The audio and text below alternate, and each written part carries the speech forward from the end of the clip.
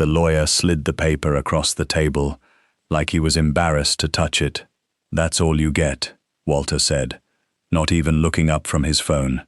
"A watermill nobody's used in 40 years. Congratulations." Clara Voss didn't say anything. She just looked at the single line of ink with her name next to it, while her cousins signed for the house on Birch Lane, the brokerage account, the lake cabin.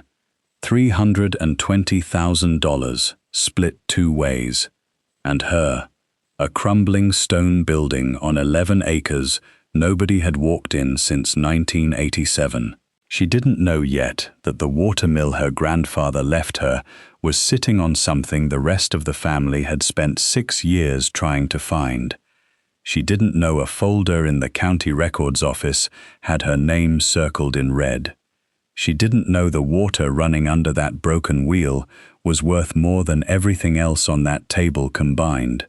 She just knew she'd been handed a dead man's leftovers, and everyone in that room was relieved. Comment below and let me know where you're watching this from.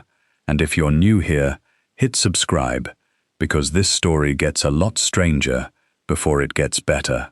3 weeks earlier, Clara Voss was folding towels in a laundromat on the corner of 9th and Miller, watching the dryer spin the same load for the second time because she didn't have 4 more quarters. She was 34 years old. She'd been a claims adjuster for 11 years before the agency downsized, and since then, she'd been doing whatever kept the lights on: substitute teaching, dog walking, 3 months at a call center she'd rather forget. Her apartment was 400 square feet above a dry cleaner, and half of it was still in boxes from the move 8 months ago. She still wore her grandfather's watch, not on her wrist. It didn't work anymore, hadn't for years, but in the left pocket of her jacket, a worn olive-green canvas thing with a tear at the cuff she kept meaning to stitch. She carried it, the way some people carry a rabbit's foot. Henry Voss had given it to her when she was 9 years old, crouched down at her level in the yard behind the old mill, and said, "This here's older than your grandmother. Someday you'll understand why I'm giving it to you and not your cousins." She hadn't understood it then. She wasn't sure she understood it now, 25 years later, holding it while her phone buzzed with a call from a number she didn't recognize. "Ms. Voss, this is Foster Hale, from Hale and Whitcomb. I represent the estate of Henry Voss." A pause. "I'm sorry for your loss. I understand the reading of the will is scheduled for next Tuesday. I wanted to confirm your attendance." Her grandfather had died 9 days earlier. A stroke, sudden, in the kitchen of the house he'd lived in for 61 years. Clara had been at the funeral. She'd stood at the back because Walter, her grandfather's son, her uncle, the man who'd run the family's construction business into the ground and then somehow always landed on his feet, had arranged the seating, and arranging the seating meant Clara went in the back with the second cousins and the people from church. She almost didn't go to the reading at all. She and her grandfather had been close once, genuinely close. Sundays at the mill house, him teaching her to skip stones on the mill pond, the two of them fixing the tractor engine, 1 bolt at a time, while he explained torque like it was a bedtime story. But the last 4 years had been distant. Walter had seen to that too, in his quiet way, a comment here, a missed invitation there, until Clara stopped coming around and her grandfather stopped calling. She regretted it now, sharply, the kind of regret that sits behind your sternum and doesn't move. But Foster Hale said the word estate, and something in Clara, not greed, she told herself, just curiosity, just the ordinary human need to know what a life adds up to, made her show up. The law office was on the 3rd floor of a building that still had a mail chute from the 1950s. Walter was already there when she arrived, in a navy suit that fit too well for a man who claimed his business was struggling, his silver hair combed back, a leather folio under one arm, like he already knew what was in it. Her cousins, Dana and Mark, sat beside him, Dana on her phone, Mark cracking his knuckles, both of them not quite meeting Clara's eyes when she sat down across the table. Foster Hale was maybe 60, silver-templed, with the careful, over-polite manner of a man who spent his life delivering news people didn't want. He opened the folder like he was handling something fragile. Henry Voss's estate, he said, consists of the following primary assets. The residence at 4 Birch Lane, appraised at $190,000. A brokerage account valued at approximately $130,000. The lake property on Cobb's Landing, valued at $68,000, and a parcel of land on Millrace Road, 11.4 acres, including the structure known locally as Voss's Mill, currently assessed at $4,200, structure condemned for occupancy since 1994. He read the distribution. The house to Walter, the brokerage account split between Dana and Mark, the lake property to Walter as well. In recognition, the will said, of 40 years of managing family affairs. And then, at the bottom, in Henry Voss's own handwriting, notarized 8 months before his death, to my granddaughter, Clara Marie Voss, I leave the mill and all the land it stands on, and everything the water has kept for me.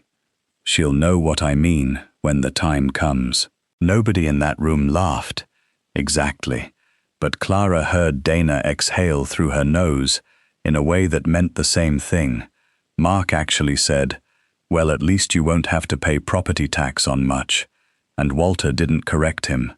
Walter just closed his folio and said the line Clara would replay in her head for the rest of her life.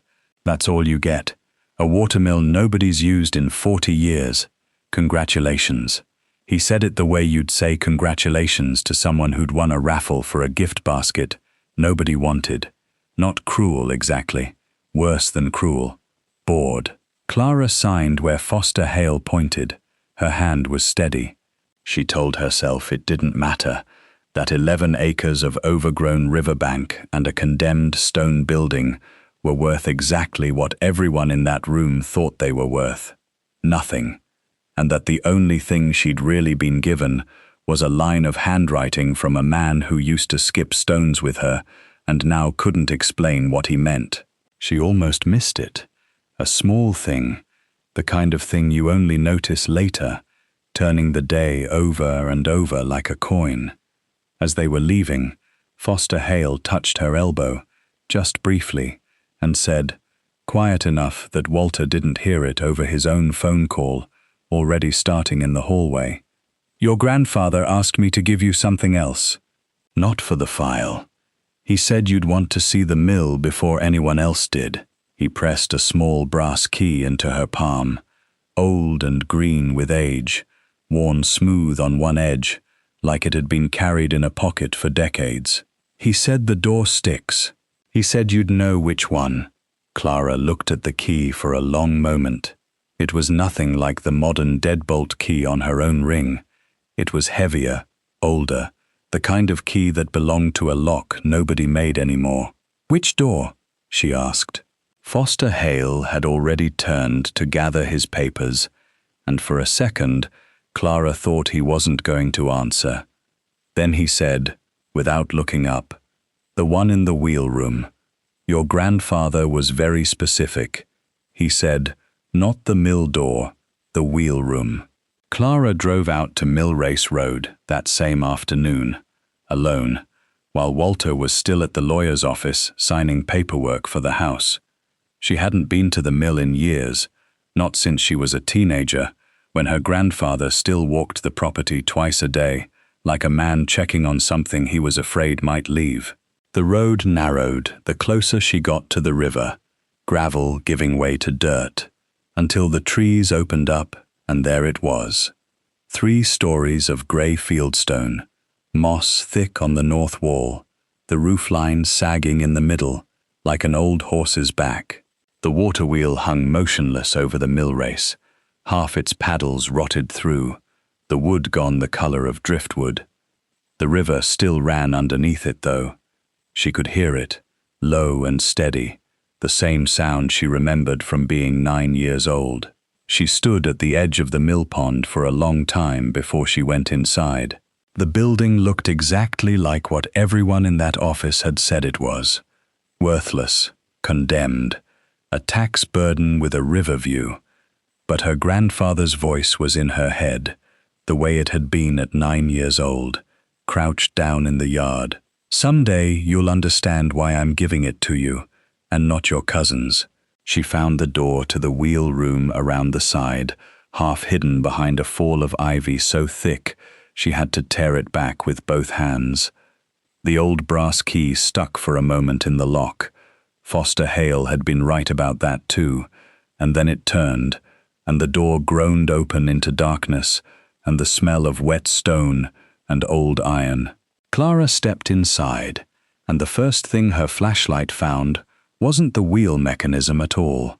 It was a steel filing cabinet, bolted to the wall, padlocked, with her name, not Walter's, not Dana's, not Mark's, engraved on a small brass plate above the handle. Clara.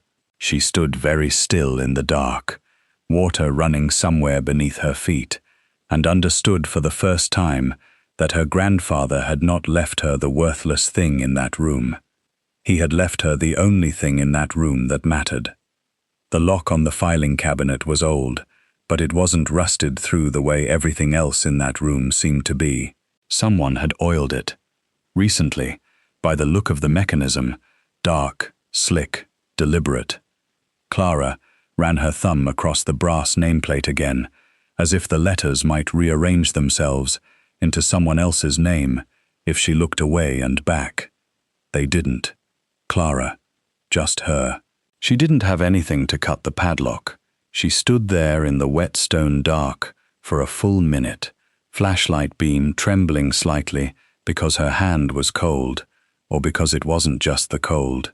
Then she remembered the key ring Foster Hale had given her, 3 keys total, not just the brass one. She'd assumed the other 2 were for the house on Birch Lane, spares Walter hadn't bothered to ask for. She pulled the ring out of her jacket pocket and held the smallest key up to the padlock. It fit. The cabinet groaned when she pulled the top drawer open, metal on metal, a sound that seemed to echo far longer than it should have in a room that size. Inside were folders, actual manila folders, dozens of them, yellowed at the edges, organized with small tabbed labels in her grandfather's handwriting. She recognized that handwriting instantly. Block capitals, slightly slanted, the same hand that had written her name on the will. The first folder was labeled Water Rights, 1961 to present. The second, Survey, Mill Race Parcel, U.S. Geological. The third made her sit down right there on the cold concrete floor because her legs didn't feel entirely reliable anymore. Mineral lease. Do not discuss with W. W. Walter. Clara opened it with hands that weren't quite steady. Inside was a letter, 7 years old, from a company called Anders Geological Consulting, addressed to Henry Voss. She read it twice before the words settled into something she could actually understand. Following our survey of the Millrace Road parcel and adjoining riverbed, we confirm significant lithium-bearing clay deposits beneath the property, concentrated most heavily along the original Millrace channel and extending approximately 40 feet beneath the structure known as Voss's Mill. Given current market interest in domestic lithium sourcing, we estimate the mineral rights alone, exclusive of surface value, at a range of $2.8 to $4.1 million, pending full extraction feasibility study. Clara had to read that number 3 times. $2.8 to $4.1 million for a worthless watermill that Walter had practically laughed about handing her in a room he'd never once mentioned existed. She kept going. Behind the geological letter was a second one, more recent, 18 months old, from a different firm, this one addressed not to Henry, but to a law office, not Foster Hale's. A different one, in the city, one Clara had never heard of. The letterhead read, Corrigan and Vance, LLP. The letter inside was addressed to W. Voss and referenced, in dry legal language, the pending matter of contesting mineral rights disclosure prior to estate settlement, and the client's interest in acquiring the Millrace parcel through the estate process rather than direct negotiation in order to avoid triggering the deceased's right of first refusal clause. Clara's stomach turned over slowly, like something large shifting underwater. Walter had known, not just known. Walter had hired a lawyer 18 months ago, while her grandfather was still alive, to figure out how to get his hands on this exact piece of land without having to pay Henry Voss what it was actually worth. And when the will was read, when Walter had said, "That's all you get with that bored, satisfied little smile," he had known precisely how much the mill was worth, and he had also known his own father had deliberately and carefully cut him out of it in favor of Clara. She thought about the way Walter's hand hadn't shaken at all when he closed his folio, the way he hadn't even bothered pretending to be surprised by the will's contents. He'd already known what was in it, maybe for months. She flipped further into the folder and found a third document, this one handwritten on a single sheet of yellow legal paper dated 8 months before her grandfather's death. It wasn't addressed to anyone. It read like her grandfather talking to himself, or to the future, or to her. Walter has been asking about the mill again, 3rd time this year. He thinks I don't know why. I've told Corrigan's people no, same as I told the last one no. This land isn't for sale, and it isn't for Walter, because Walter has spent 40 years thinking a thing is worth exactly what it does for him, and nothing more. Clara used to skip stones on that pond and ask me why the water ran, even in a drought. She's the only one who ever asked why. That's who should have it. I'm having the cabinet installed next month. She'll need the proof when the time comes, because Walter won't go quietly, and Foster tells me he can't stop what Walter might try after I'm gone. God willing I'm wrong about that. Clara sat on the cold floor of the wheel room for a long time after she finished reading, the flashlight propped against her knee, the sound of the river running steady and indifferent beneath the floorboards. She thought about the funeral, about being seated in the back with the second cousins. She thought about 4 years of distance she'd blamed on herself, on her own failure to call enough, to visit enough, distance she now understood, with a clarity that made her chest hurt. Walter had built brick by brick on purpose, so that when this day came, nobody would think to question anything he did. She thought about the brass key sticking in the lock, and Foster Hale's voice in the hallway. He said, not the mill door, the wheel room. Her grandfather had known Walter would come looking eventually. He'd built a door Walter didn't know existed, and put the truth behind it, and trusted that Clara, not Dana, not Mark, not the son who'd spent his life mistaking control for love, would be the one to find it. She closed the folder gently, the way you'd close something breathing. Outside, through the one grimy window in the wheel room, the light was starting to go gold and low over the river, and for the first time in 9 days, since the phone call that started all of this, Clara Voss didn't feel like the person who'd been handed nothing. She sat there until the gold light through the window turned grey, until her legs had gone numb from the cold concrete, and only then did she realize she still had 2 more drawers in that cabinet she hadn't touched. The second drawer was heavier than the first, And when it finally slid open, Clara found something she hadn't expected at all.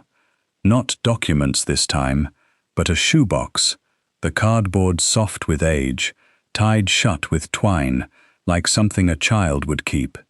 Inside were photographs, dozens of them.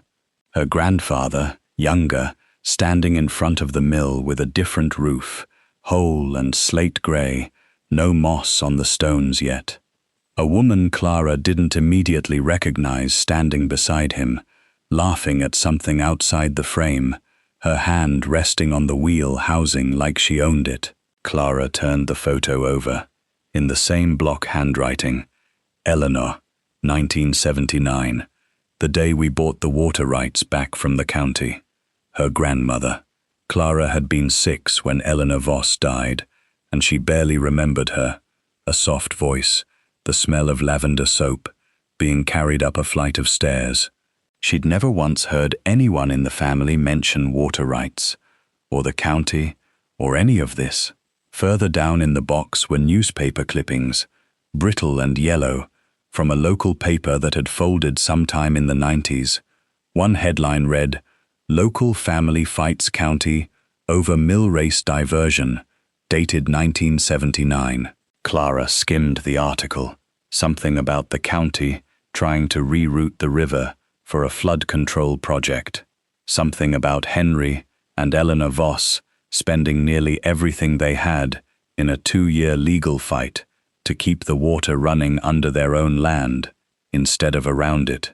They'd won. The article said so, in the dry, satisfied language of small-town journalism. The Voss family's persistence has preserved a piece of the valley's history, and, as Henry Voss put it, what's underneath it, too, for whoever comes after. Clara sat with that sentence for a long moment.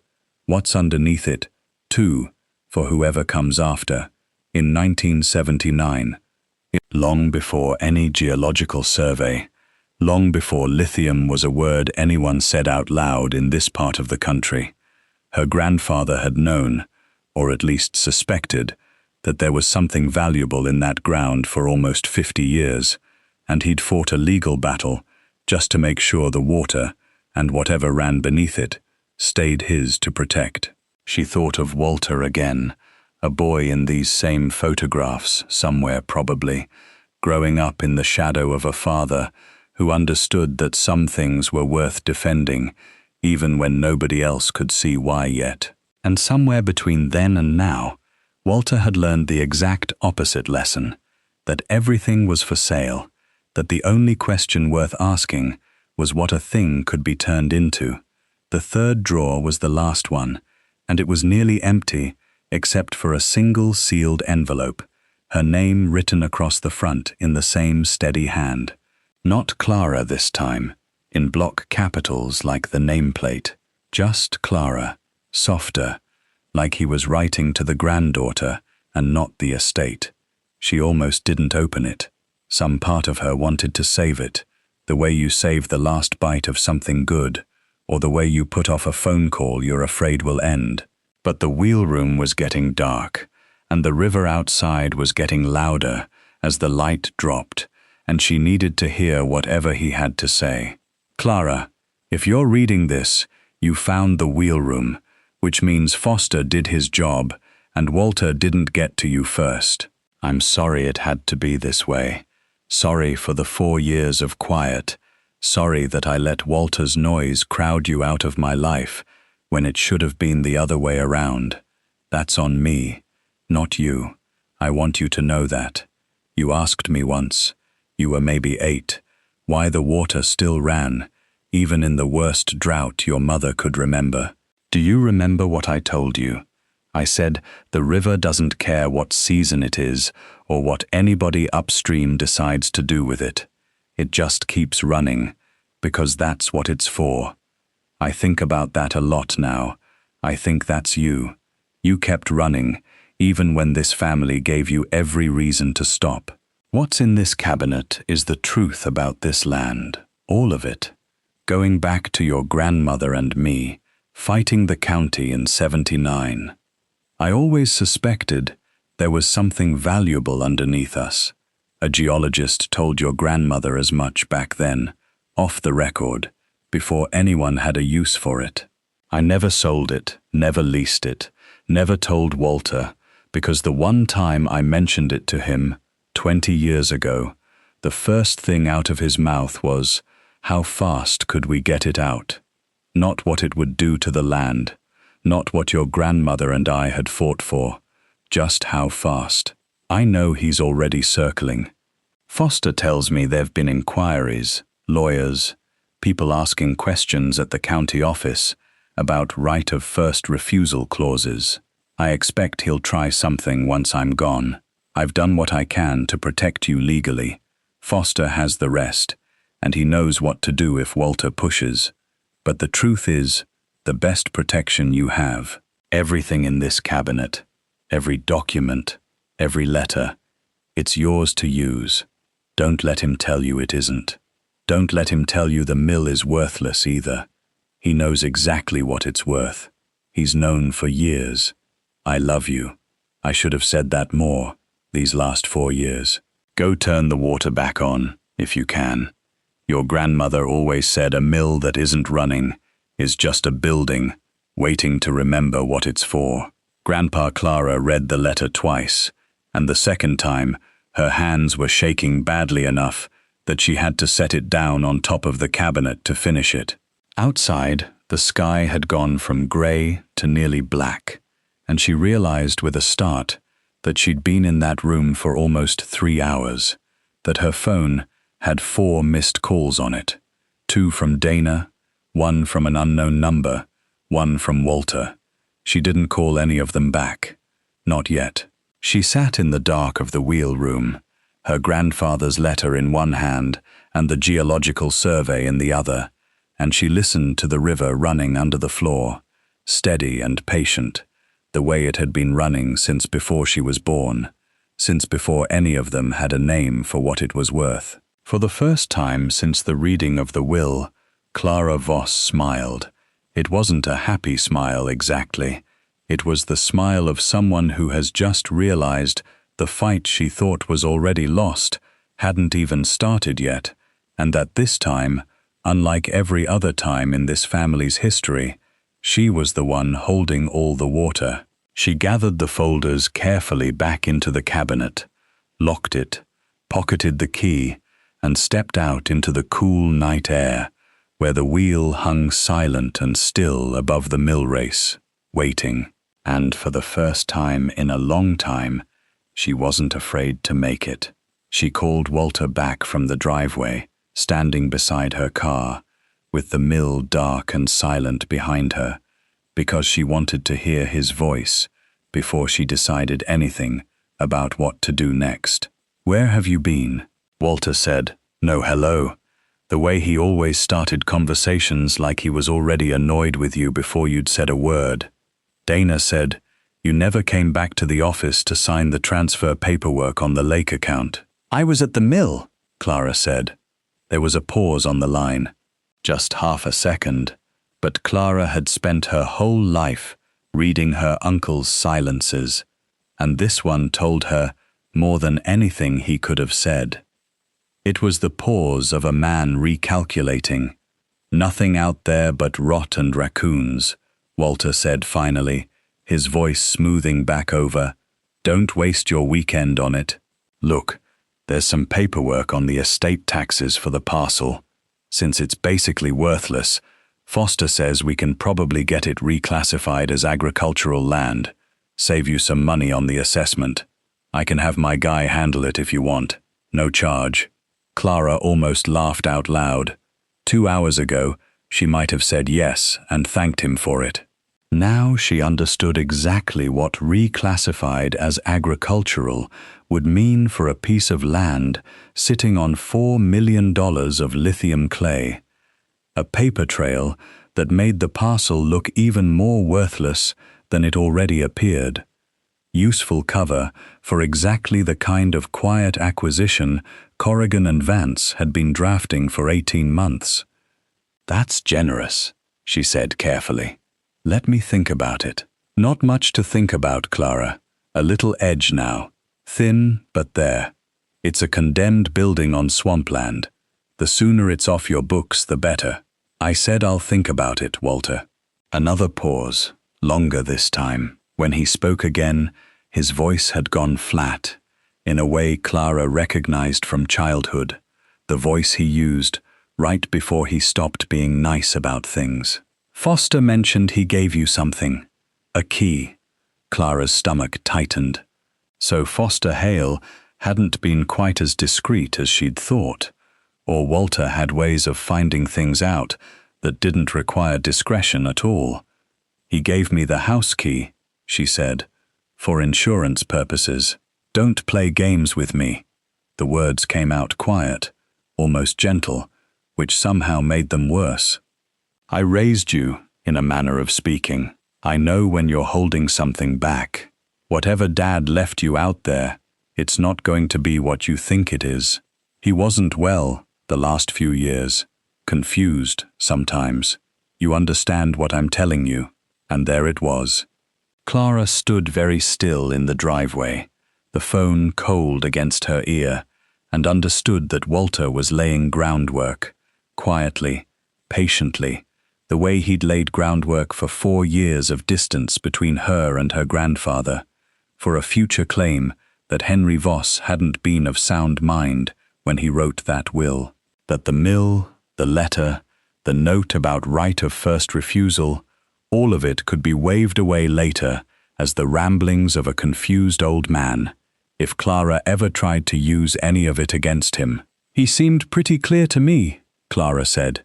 We'll talk when you've had time to process everything, Walter said, in the tone of a man closing a meeting he considered already won. Get some rest, Clara. It's been a long week for all of us.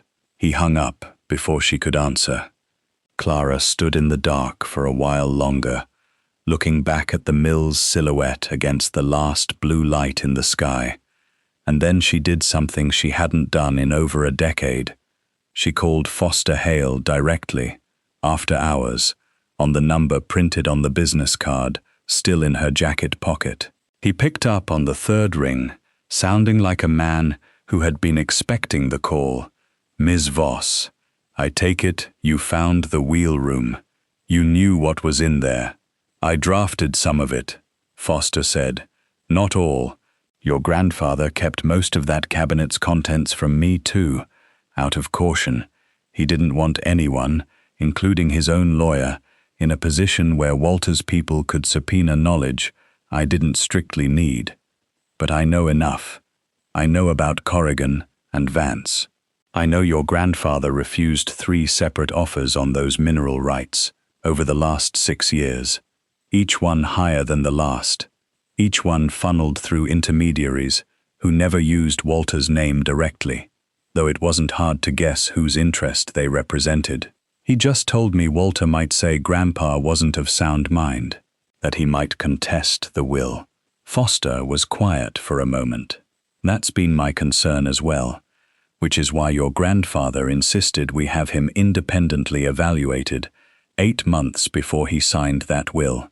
A full cognitive assessment, notarized, filed with the will itself, specifically to close off that avenue. Walter doesn't know it exists. I'd suggest keeping it that way until it's needed. Clara let out a breath she hadn't realized she'd been holding. He thought of everything. He thought of most things, Foster said. He didn't think he'd die as suddenly as he did. He wanted more time to walk you through all of it himself. That part, I'm afraid, fell to a filing cabinet and a letter. A pause. For what it's worth, Ms. Voss, in 40 years of practice, I have rarely seen a client plan this carefully for a fight he hoped his family would never actually have. He loved you very much. He was also, and I say this with respect, extremely afraid of what his son might do once he was gone. What do I do now? Now, Foster said, you don't sign anything Walter's office sends you. Not a reclassification, not a quitclaim, not a single form, no matter how small it looks. You come into my office Monday morning and we talk about a mineral rights valuation of our own, an independent one, so you know exactly what you're sitting on before anyone else tries to tell you. And you think very carefully about whether you want to fight this quietly or whether at some point you're going to need it to be loud. Clara looked back one more time at the dark shape of the mill against the tree line, the wheel hanging still and patient over water that had never stopped running, not through droughts, not through 40 years of neglect, not through a family that had spent decades looking right past the thing that mattered most. "Monday morning," she said. "I'll be there." She got in her car, but she didn't start the engine right away. She sat for a moment, with her grandfather's watch in her jacket pocket, the weight of it against her hip, exactly the way it had felt when she was 9 years old. And she thought about what he'd written: "Go turn the water back on, if you can." And for the first time, it didn't sound like a metaphor at all. It sounded like an instruction. She drove home that night with the folders locked back in the cabinet where they belonged, but the geological survey folded carefully into her jacket, next to the watch, next to the key. Whatever Walter thought he already knew, whatever quiet moves he thought he'd already made, Clara understood now that the fight hadn't started when the lawyer read the will out loud in that office. It had started 47 years ago, on a riverbank, with a man and a woman who refused to let the county take their water, and it had been waiting, patient as the current itself, for her to finally come home and pick it back up.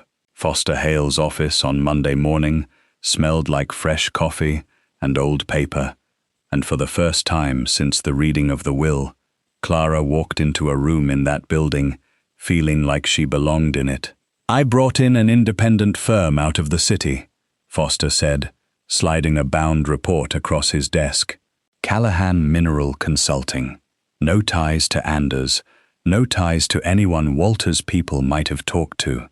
I wanted a number nobody could argue was compromised." Clara opened the report, with hands that had stopped shaking sometime over the weekend, replaced by something steadier. Not calm, exactly, but resolve. The number on the summary page made her exhale slowly. $3.6 million, mid-range estimate, for the mineral rights alone, with a note that the figure could climb higher depending on extraction method and current lithium futures. "Your grandfather's original estimate held up," Foster said. "If anything, the market's moved in your favor since that first survey 7 years ago.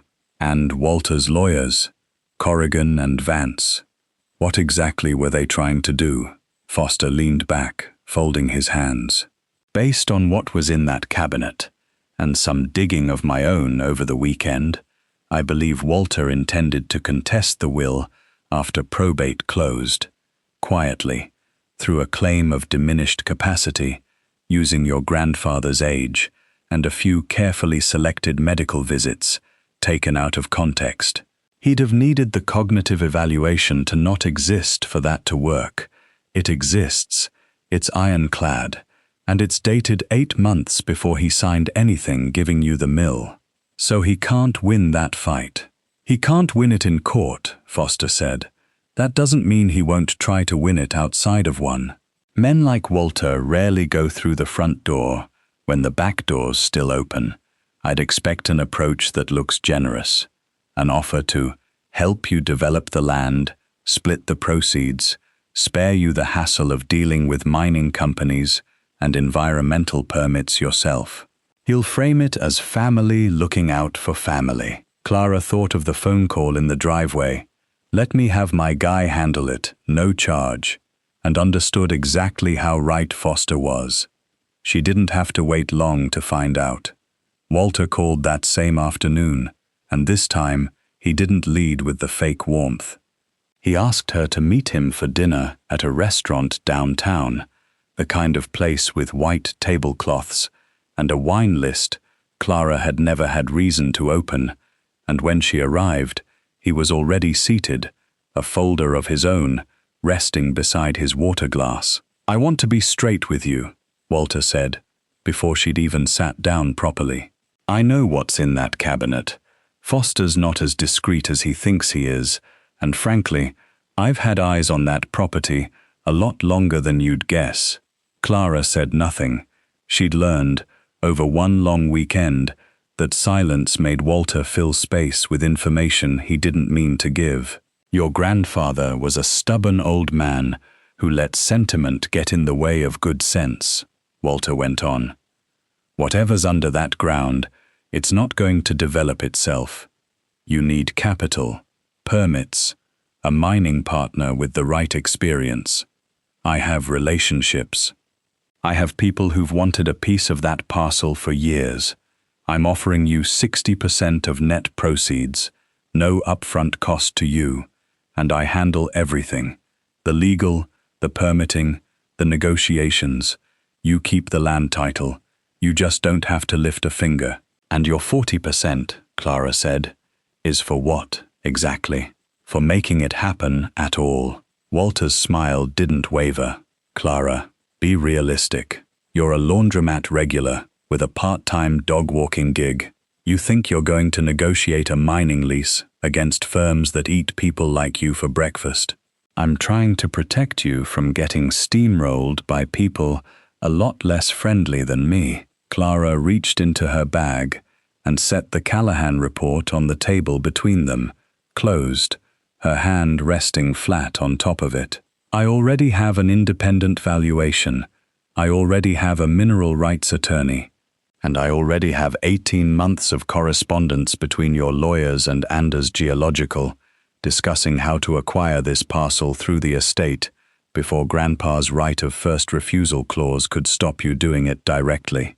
For the first time since Clara had known him, Walter's face went completely still. "I don't know what you think you have. I have everything Grandpa kept in a locked cabinet, with my name on it," Clara said, quiet, steady, the voice of someone who had spent an entire weekend rehearsing this moment without realizing it. "I have his letter explaining exactly why he didn't trust you with any of this. I have the cognitive evaluation dated 8 months before the will, in case you were planning to say he wasn't in his right mind. And I have a lawyer who's already told me not to sign a single piece of paper your office sends me, including this dinner invitation, which I assume was never really about dinner." Walter's jaw tightened, and for one long moment, Clara watched 40 years of practiced charm try and fail to find its footing. "You have no idea what you're doing," he said finally, low. "You'll need people like me before this is over. Development deals like this take years. Lawyers, connections you don't have." "Maybe," Clara said, standing, leaving the report exactly where it was. "But I'll figure it out the way Grandpa figured out the water rights fight in 1979. Slowly, carefully, and without selling out the one thing that was never actually for sale." She paused at the edge of the table. "You should have asked him why he was giving it to me instead of you. He would have told you. You just never asked the right question. You asked how fast you could get it out of the ground." She left him at the table, with his wine going warm and his folder still unopened, and she didn't look back to see his face. Because for once in her life, she didn't need to. She already knew. Driving home that night, Clara took the long way, out past Mill Race Road, and pulled over at the edge of the property, just to look at it in the dark.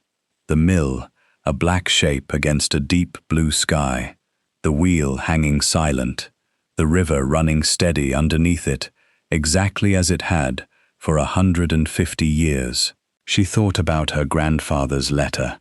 Go turn the water back on, if you can.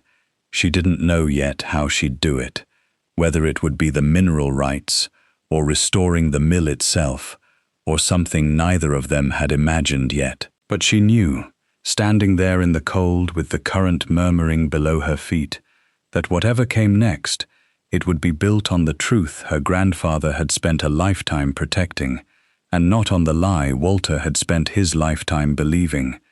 that a thing is only worth what it can be turned into, and never what it already is. For the first time since she'd stood in that back row at the funeral, Clara Voss didn't feel invisible. She felt like exactly who her grandfather had always known she was. 2 weeks later, Clara stood at the edge of the mill pond again, but this time she wasn't alone. Foster Hale was there, along with a man named Devlin Marsh from the mineral rights firm, and a contractor named Ruiz, who kept looking up at the mill's sagging roofline with the expression of someone doing math in his head. The mineral rights negotiation had moved faster than anyone expected, mostly because Walter had gone quiet after that dinner. Foster suspected it was because Walter's own lawyers, once they'd seen the cognitive evaluation and the correspondence trail Clara now held copies of, had advised him in no uncertain terms that any contest of the will would be not just unsuccessful, but professionally embarrassing, the kind of case that gets written up in bar association newsletters as a cautionary tale. Walter hadn't called. Dana had, once, awkward and brief, mostly to ask if the family was still doing Thanksgiving somewhere neutral this year. Clara had said maybe. She meant it. The lithium deal, when it finally closed, was structured the way Foster had recommended from the beginning. A long-term extraction lease rather than an outright sale, payments spread over 12 years, environmental safeguards written into every clause so the mill race itself, the actual water, would keep running exactly the way it always had. Clara's take, after taxes and legal fees, came to just over $2 million up front, with royalty payments to follow for over a decade after that. She still couldn't quite say the number out loud without her voice catching a little. But the money wasn't really the part she thought about at night. It was the mill itself. She'd used some of the first payment to hire Ruiz's crew, and over the following spring, the building slowly stopped being a ruin and started being something else. New slate went up on the roof, the same grey as the photograph of her grandmother, standing beside a whole building in 1979. The stonework got repointed, careful and slow, one section at a time, so it never lost the look her grandfather had loved. And the wheel, Ruiz had told her the original mechanism was salvageable, most of it, if she was willing to pay for the kind of specialist who still knew how to work wood and iron the old way. She said yes before he'd finished the sentence. She was there the morning they let the water back into the race. Foster came, and so did Dana, tentative, standing a little apart from everyone else with her hands in her coat pockets, like she wasn't sure she'd been properly invited, though Clara had called her herself. Even Mark showed up, sheepish, saying almost nothing, which for Mark was its own kind of apology. Walter did not come. Clara hadn't expected him to.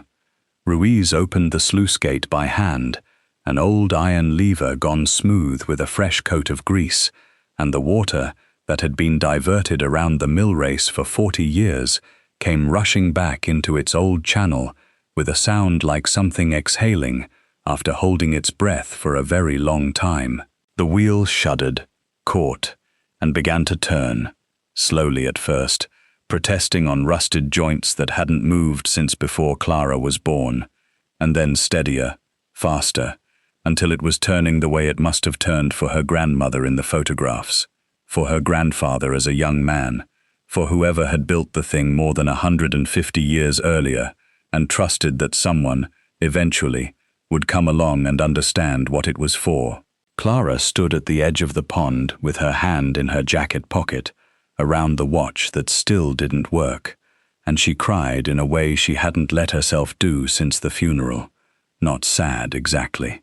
Something closer to relief, or maybe recognition, the feeling of a door finally opening onto a room you always suspected was there. Foster came to stand beside her while the wheel kept turning.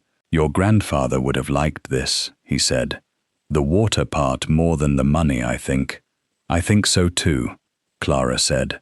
She thought about the day in that office, Walter closing his folio, the words that were supposed to be the end of something, "That's all you get," and how they had turned out, instead, to be the very beginning.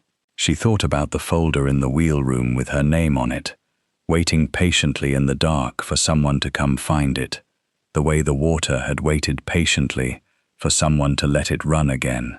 She thought about her grandfather's letter, the line she now understood better than any other. A mill that isn't running is just a building waiting to remember what it's for. She'd inherited the one thing in her family that had never stopped being what it was supposed to be, underneath 40 years of neglect and a lifetime of other people deciding it was worthless. All it had ever needed was someone willing to walk through the right door, in the dark, and trust that what was on the other side was worth finding. The wheel turned that day, and it kept turning after that, not because of what was buried underneath it, though that mattered too, in its own practical way, the way money always matters. It turned because Clara Voss had finally stopped believing what everyone else told her she was worth, and started listening, instead, to the one person who had always known better. Standing there at the edge of the mill pond, watching the water do exactly what it had always been meant to do, Clara understood at last why her grandfather had given her the mill and not the money, the house, or the easy inheritance her cousins had been so relieved to walk away with. He hadn't left her a building, he'd left her proof that some things are only ever worthless to the people who never bothered to look underneath them, and that the truest inheritance isn't what you're handed across a table, it's what someone trusted you enough to let you find on your own. Autumn came, and with it came a letter Clara hadn't expected, not from Foster, not from Walter, but from the County Historical Society, asking whether she'd consider opening the restored mill for a single weekend as part of the Valley's heritage tour. She almost said no. Then she thought about her grandmother's photograph, the way Eleanor Voss had stood with her hand on the wheel housing, like she owned every inch of it, unashamed, and she said yes instead. The weekend of the tour, cars lined Millrace Road for the first time in Clara's memory, tires crunching slow over gravel that had gone 20 years without more than a handful of visitors. She'd expected curiosity. She hadn't expected the woman in her 70s who stood at the edge of the mill pond with tears in her eyes and told Clara that she'd worked in this mill as a girl, grinding feed corn alongside Clara's great-grandfather, back before the flood control fight, before any of the trouble with the county. "I never thought I'd hear that wheel turn again," the woman said, and Clara found she didn't have a good answer for that except to take her hand. Walter came to the tour. Clara saw him from across the yard, standing near the tree line in a coat too fine for the crowd around him, and for a moment, neither of them moved. Then he crossed the grass toward her, hands in his pockets, none of the polish from that restaurant dinner left on him. "I didn't come to make a scene," he said. "I didn't think you had," Clara said, though she'd half expected exactly that. Walter looked past her, at the wheel turning slow and steady over water that had waited 40 years to be let back in. "He never told me any of it," he said. "Not the geological report, not the water rights fight, none of it. I found out about the lithium the same way everyone else did, a rumor, second-hand, years ago. I spent a long time angry that he trusted a granddaughter he barely spoke to over a son who ran his errands for 40 years. He paused. It took me a while to understand that wasn't really the question. The question was why he stopped trusting me at all, and I think I already knew the answer before I asked it. Clara didn't offer him comfort, and she didn't offer him blame either. She just let the wheel keep turning between them, the way her grandfather might have, patient, unhurried, willing to let the truth do its own slow work instead of rushing to fill the silence. "You could have asked me for help instead of a lawyer," she said finally. "I would have said yes to that conversation. I never got the chance to say no to this one." Walter nodded, once, and didn't argue. It wasn't an apology, not exactly.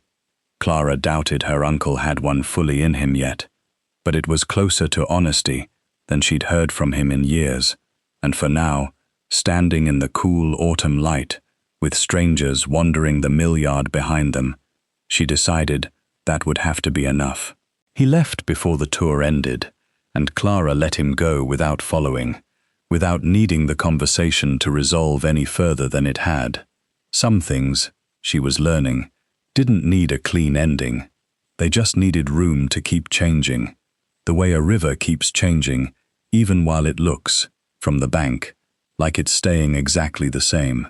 By the time the last car pulled away from Mill Race Road that evening, the sky gone violet over the tree line, Clara sat alone on the old stone step outside the wheelroom, the brass key warm in her palm from being held all day. She thought about the folder with her name on it, waiting in the dark for years before she'd known to look. She thought about her grandmother's hand on the wheel housing, her grandfather's block capital handwriting, the letter that had told her to go turn the water back on, if she could. She had. It was still running now, steady under the darkening sky, the same sound it must have made for 150 years, patient, unbothered by who doubted it, waiting only for someone willing to listen closely enough to understand what it had been protecting all along. Clara stood, brushed the dust from her jeans, and walked back toward the house she was slowly making livable again, the mill humming quietly behind her in the dark. She didn't need anyone at that table in the lawyer's office to tell her what she was worth anymore. She already knew. She'd known since the moment the water started running again, and some part of her suspected she'd known since she was 9 years old, skipping stones on a pond with a man who'd trusted her with the truth, long before he ever trusted her with the money. Winter settled over the valley slowly that year, the way it always did, frost creeping up from the riverbank before it touched the higher ground, and Clara spent most of those short, grey days inside the mill house with Ruiz's crew, finishing the work the lithium royalties had made possible. She'd converted the old grinding floor into something between a workshop and a small museum, the original millstones left in place, polished but not replaced, a glass case built around the shoebox of photographs she'd found in that second drawer, her grandmother's laugh, frozen mid-frame, beside a building that had once been whole. It was in December that Foster called, with news Clara hadn't been expecting. "Walters sold the house on Birch Lane," he said, "and the lake property at Cobb's Landing, both within the same month." Clara sat with that for a moment, turning it over. Is he in trouble? His construction business has been bleeding money for years, from what I understand. Longer than any of us knew, apparently, including him admitting as much to Dana. I think the truth is he was counting on that mineral lease going through under his control. When it didn't, he didn't have anywhere left to look. Foster's voice was careful, professional, but not without something softer underneath it. "I'm not telling you this to make you feel responsible for him, Clara. He built the hole he's standing in himself, over a long time, one decision at a time. I only mention it because Dana asked me to pass along that he's staying with her for now, and that he hasn't said much of anything to anyone." Clara didn't feel triumphant hearing it, the way some younger version of herself, the one folding towels in the laundromat, might have expected to. Mostly she just felt tired and a little sad, in the specific way you feel sad about a person who spent so long building walls that he ended up trapped behind his own.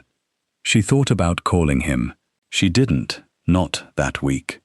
But she asked Foster to let Dana know that if Walter ever wanted to see the mill running again, the door wasn't locked to him.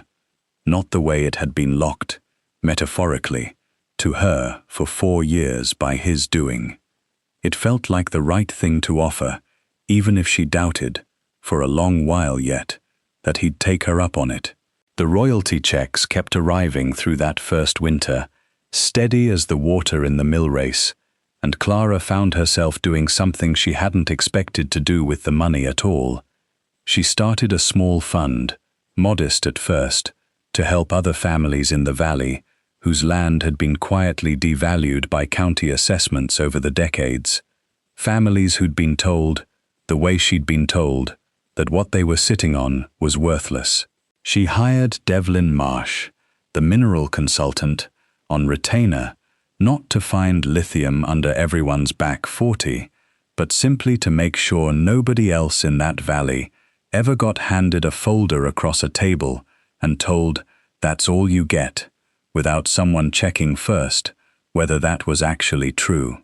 She named it, after some deliberation, the Eleanor Fund, after the grandmother whose hand rested easy on a wheel housing in a photograph from 1979, a woman who'd fought the county for 2 years over water rights, and never once, as far as Clara could find in any of the old clippings, spoken about what any of it might someday be worth. Eleanor had fought for the principle. Henry had fought to protect what Eleanor had won, and now Clara understood that the fight had never really been about lithium at all. It had been about who got to decide what mattered, and whether the people who actually lived on the land got a say in that decision, or whether it always belonged to whoever showed up later with the fastest offer. By the time the first hard frost came, the mill had visitors almost every weekend. Not tourists exactly, not yet, but people from the valley who remembered it running, or whose grandparents had, coming to stand by the wheel the way the old woman at the heritage tour had, hand pressed briefly to the cold stone, like they were checking that something they'd been told was gone, had truly, actually come back. Clara kept her grandfather's watch in her jacket pocket still, though she'd finally had it repaired that autumn by a clockmaker 2 towns over, who specialized in mechanisms nobody made replacement parts for anymore. It ticked now, quiet and steady, keeping the kind of time that didn't care what season it was or what anybody upstream decided to do with it. The same thing her grandfather had told her about the river, all those years ago, crouched down at her level in the yard behind a mill that everyone but the 2 of them had already given up on. She still thought, some evenings, about that room in the lawyer's office. Walter's bored voice, the silence from her cousins, the particular kind of loneliness that comes from being handed the smallest thing at the table and having everyone assume you deserved exactly that much and no more. She didn't think about it with anger anymore, most days. She thought about it the way you think about weather that's already passed through, something that had shaped the ground beneath her, but wasn't, any longer, the thing standing over her. What she thought about instead, more and more as that first winter deepened, was the wheel turning steady over water that had waited 40 years for someone to trust it again. She thought about a woman she barely remembered, fighting a county government to protect a river's right to run where it had always run. She thought about a man who'd spent the last months of his life quietly building a locked cabinet and a careful letter, betting everything on the hope that his granddaughter would be the kind of person who asked why, instead of simply what it was worth. She had been. She still was. And on the coldest mornings that winter, when frost rimmed the mill pond and the wheel groaned before it caught, Clara Voss walked down to the wheel room just to listen to the water running beneath the floor, patient and certain, exactly the way it always had been, waiting, all those years, for someone to remember what it was for. Spring came back to the valley the way it always had, water rising in the river before the snow had fully cleared from the higher fields, and Clara marked the anniversary of her grandfather's death without quite meaning to. She only realized the date when she found herself standing at the mill pond at the exact hour Foster's first call had come through the year before. The laundromat, the dryer spinning the same load twice because she hadn't had 4 more quarters. She almost laughed, thinking about that version of herself, not unkindly, just with the strange tenderness you feel for someone you used to be, someone who couldn't have imagined, folding towels for a stranger's forgotten quarters, that a year later she'd be standing on 11 acres that were hers in every sense that mattered, listening to a wheel her grandmother had once stood beside, young and laughing, in a photograph Clara now kept behind glass a few hundred feet from where she stood. Dana came out to the mill that week, unannounced, parking her car at the edge of the gravel the way visitors did now, tentative until they saw the water running and understood the place wasn't as forbidding as it had once looked from the road. She found Clara in the workshop, sanding down a section of the old millstone housing that Ruiz's crew hadn't gotten to yet, and she stood in the doorway for a moment before she spoke. "I never said I was sorry," Dana said, "for the seating at the funeral, for not asking you to come out here with me and Mark, back when we were kids and Walter was already starting to make it weird between you and Grandpa. I noticed it happening. I didn't do anything." Clara set down the sanding block. She thought about a dozen sharp things she could have said, and didn't say any of them. "You were a kid too," she said instead. "We both were. I don't know that either of us had much say in how Walter ran things back then. We're not kids anymore," Dana said. "No," Clara agreed. "We're not." Dana looked around the workshop, at the millstones, at the glass case with Eleanor's photograph inside it, at the light coming warm through windows that had been boarded over for decades before that winter. "It's beautiful," she said, and there was something almost mournful in the way she said it, like she was grieving a version of this place she'd never bothered to imagine until she was standing inside it. "I always just thought of it as the thing Grandpa was too stubborn to sell. I never thought about it as somewhere he actually loved." "He did," Clara said. "More than the house on Birch Lane, more than the lake place probably. I think everybody just stopped noticing because it looked like ruin instead of like love, and it's easier to write off ruin." Dana didn't stay long after that, but she asked, before she left, if she could bring her daughter out sometime, 7 years old, to see the wheel turn. Clara said of course. She meant it the way she'd meant it with Walter. Not forgiveness exactly, not yet, but a door left unlocked, the same kind of door her grandfather had built for her in a wall nobody else had thought to check.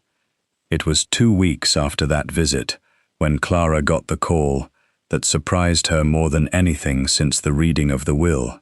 Walter, on the phone, his voice smaller than she'd ever heard it, none of the courtroom polish left in it at all.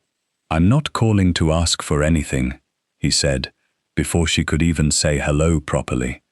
"I know how that would sound, given everything. I just wanted to say I heard from Dana that the place is doing well, that people are coming out to see it." A pause, long enough that Clara almost thought the call had dropped. "Dad used to take me out there too, you know, before you were born, before things got complicated between us. I used to like the sound the wheel made. I forgot that, for a long time." Clara didn't fill the silence that followed, not right away. She let it sit, the way she'd learned to let silences sit over the past year, patient the way water is patient, trusting that the truth underneath a conversation would surface on its own time if you didn't rush it. "You could come see it," she said finally. "It still makes the same sound." "I don't know if I'm ready for that yet," Walter said, quiet. "But I wanted you to know I might be, someday. I wanted to say that out loud to somebody, and I didn't have anyone else I trusted to say it to." Clara felt something in her chest, that she hadn't expected to feel toward her uncle again. Not warmth exactly. The wound was still too recent and too deep for that, but something adjacent to it. A kind of recognition. The understanding that Walter, too, had been a boy once who liked the sound of a wheel turning, before he'd learned, from wherever he'd learned it, that the only sound worth listening for was the sound of a number getting bigger. "The door's open," she told him. "Whenever you're ready, no conditions."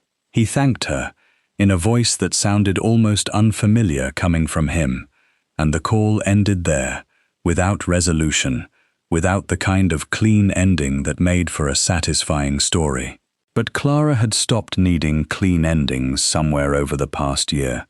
She'd learned that from the river itself, really, the way it kept moving through every season without asking anyone's permission, without needing the argument over its course to be settled before it kept flowing anyway. That evening, she walked down to the wheel room one more time, the way she had almost every evening since the water came back, and she stood, listening to it turn in the dark, patient and certain, the sound her grandfather had loved, the sound her grandmother had stood beside, in a photograph, taken before either of them could have known what the ground beneath it was worth.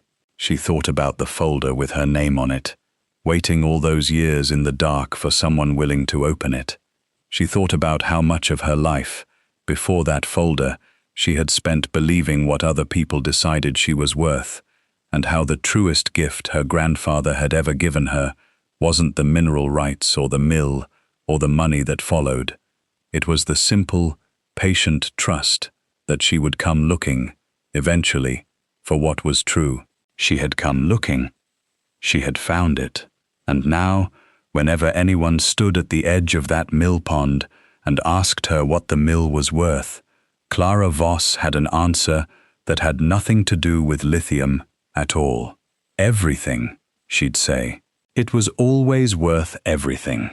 It just took the right person finally asking. A full year to the day after the reading of the will, Clara Voss stood once more in the office of Hale and Whitcomb, though this time she wasn't there for anyone else's estate. She was there because Foster had asked her to come sign her own, a new will, drawn up carefully over the past month, leaving the mill and everything beneath it to whichever of her cousin's children showed, someday, the same instinct she'd shown at 9 years old, skipping stones and asking why the water kept running. She hadn't decided yet which child that might be. She'd told Foster she was in no hurry to decide. Some things, she'd learned, revealed themselves only with time and patience, the way a river reveals what it's carrying only to those willing to watch it long enough. "You could have children of your own to leave it to," Foster said, not unkindly, sliding the paperwork across the desk the same way he had a year before, though everything about the gesture felt different now. "Maybe," Clara said, "or maybe it goes to whoever earns it the way I did. Grandpa didn't leave it to me because I was blood. Dana and Mark were blood too. He left it to me because I was the one who asked why." She signed her name, steady, unhurried. "I'd rather it go to someone who asks why than someone who's simply next in line." Foster smiled at that, the same careful, weathered smile he'd worn the day he pressed a brass key into her palm in a hallway and told her which door to look for. Your grandfather would have liked that answer very much. Outside, the valley was deep into spring now, the kind of green that only comes after a long winter, the river running high and fast with snowmelt from the hills. Clara drove back to the mill the long way she always did now, past Birch Lane where a new family had moved into the house Walter had sold, past the turnoff to Cobb's Landing, where someone else's dock now sat where her family's had once been. She didn't feel the pull of either place anymore. They had never really been the inheritance that mattered. Walter came to the mill 3 weeks later. He didn't call ahead. He simply appeared at the edge of the gravel drive, One grey Tuesday afternoon, standing by his car for a long moment before he came any closer, the way a man might stand at the edge of cold water, deciding whether he was really ready to go in. Clara was in the workshop when Ruiz told her someone was out by the pond. She walked out to find her uncle standing exactly where Dana had stood months before, hands in his coat pockets, looking at the wheel turning steady in the afternoon light, like he was seeing something he'd convinced himself, for 40 years, he didn't actually miss. "I sold the business," he said, before Clara had even reached him. "Construction. All of it.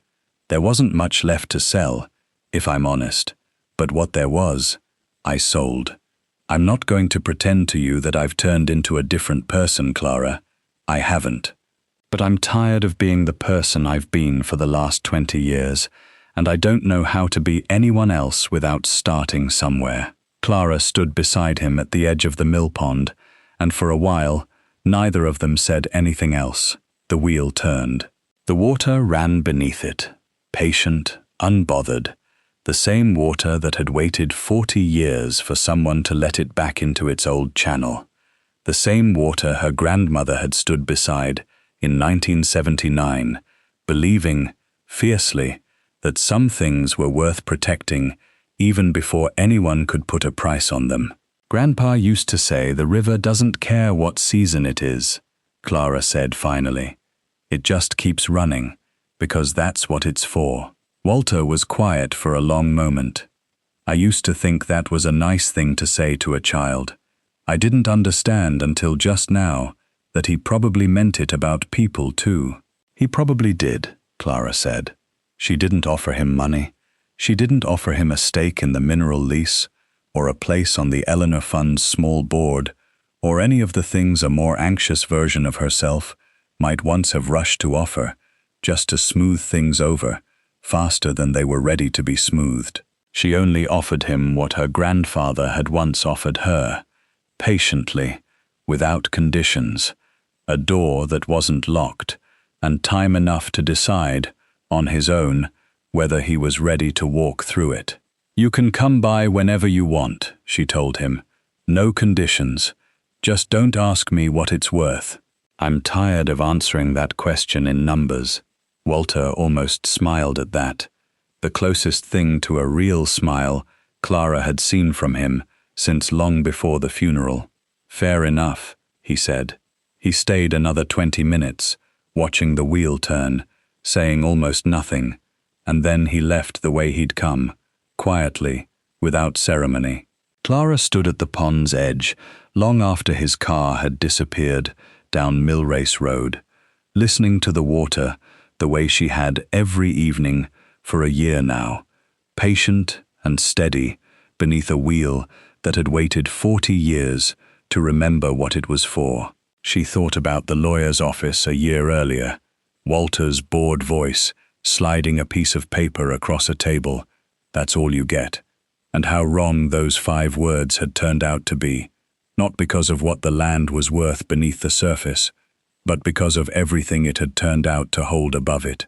A grandmother's hand on a wheel housing, a grandfather's careful trust, a family slowly, imperfectly finding its way back to something honest. The water kept running. It always had. It was, Clara understood now, the only inheritance that had ever really mattered. Not what you're handed across a table, but what you're trusted to find, patiently, on your own.